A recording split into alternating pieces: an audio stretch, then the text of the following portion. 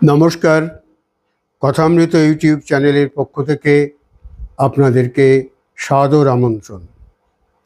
আজ 11ই জ্যৈষ্ঠ, বিদ্রোহী কবি নজরুল ইসলামের জন্মদিন।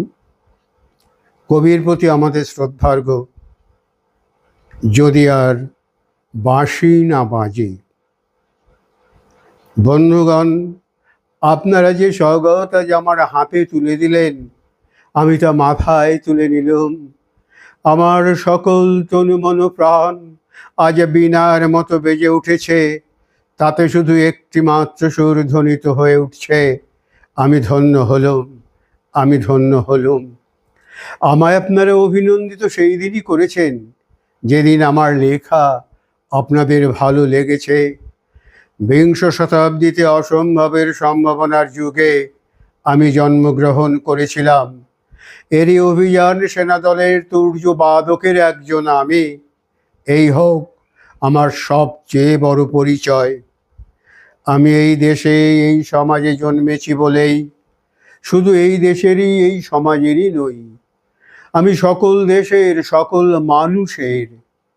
কবি চায় না দান, কবি চায় প্রেতে, কবি চায় অঞ্জলি। কবিতার দেবতা সুন্দরের প্রকাশ। সুন্দরকে স্বীকার করতে হয়, যা সুন্দর তাই দিয়ে। সুন্দরের ধ্যান, তার স্তব গানই আমার ধর্ম। তবু বলছি, আমি শুধু সুন্দরের হাতে বীণা, পায়ে পদ্মফুলি দেখিনি, তার চোখে চোখ ভরা জলও দেখেছি। শ্মশানের পথে, গোরস্থানের পথে, তাকে ক্ষুধাদের মূর্তিতে ব্যথিত পায়ে চলে যেতে দেখেছি। কারাগারের অন্ধকূপে তাকে দেখেছি, যুদ্ধভূমিতে তাকে দেখেছি, ফাঁসির মঞ্চে তাকে দেখেছি। আমাকে বিদ্রোহী বলে খামোখা লোকের মনে ভয় ধরিয়ে দিয়েছেন কেউ কেউ। এই নিরীহ জাতটাকে আঁচড়ে কামড়ে তেড়ে নিয়ে বেড়াবার ইচ্ছা আমার কোনো দিনই নেই।